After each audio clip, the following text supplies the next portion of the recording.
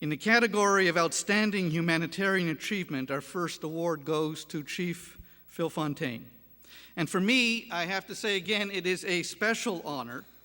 Chief Fontaine, you see, as I mentioned earlier, is my mentor and teacher when it comes to the ways of our Aboriginal people.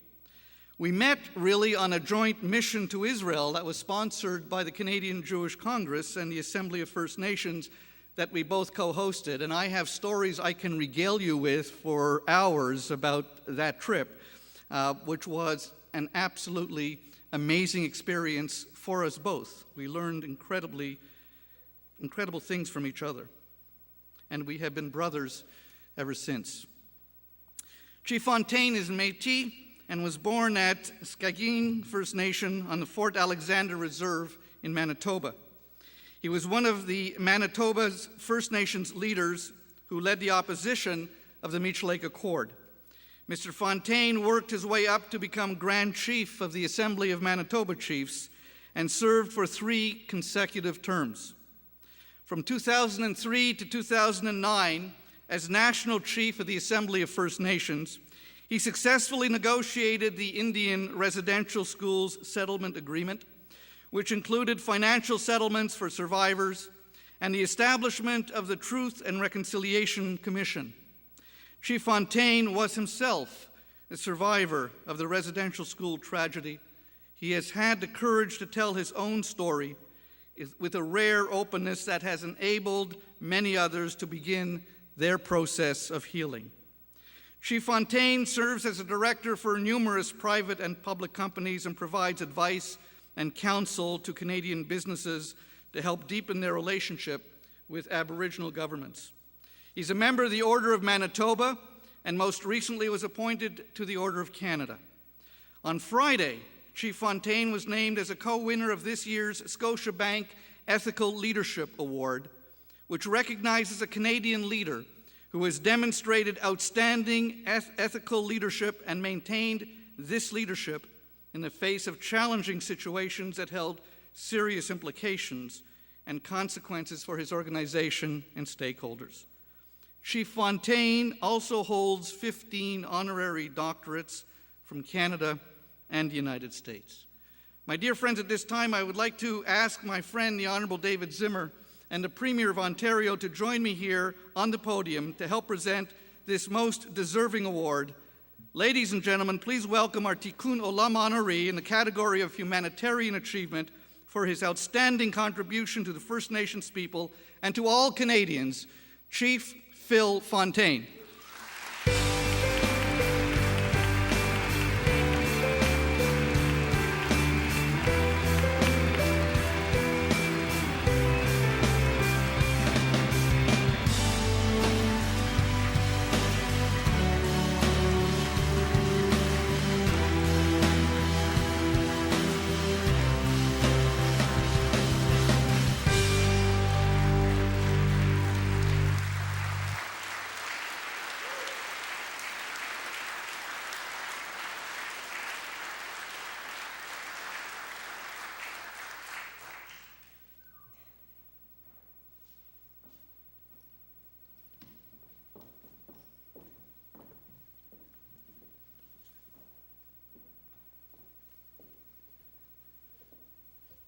My dear friends, brothers and sisters, I thank you for this great honor.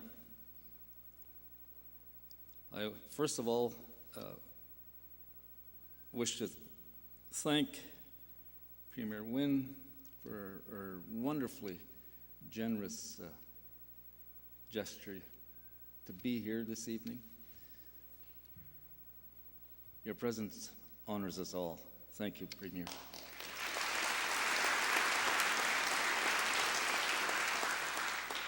And of course, I also want to express my deepest thanks and appreciation to the organizers of this special evening, Starry Nights 2013. I want to thank Bernie Farber, my brother, Minister Zimmer, for their very generous introduction this evening.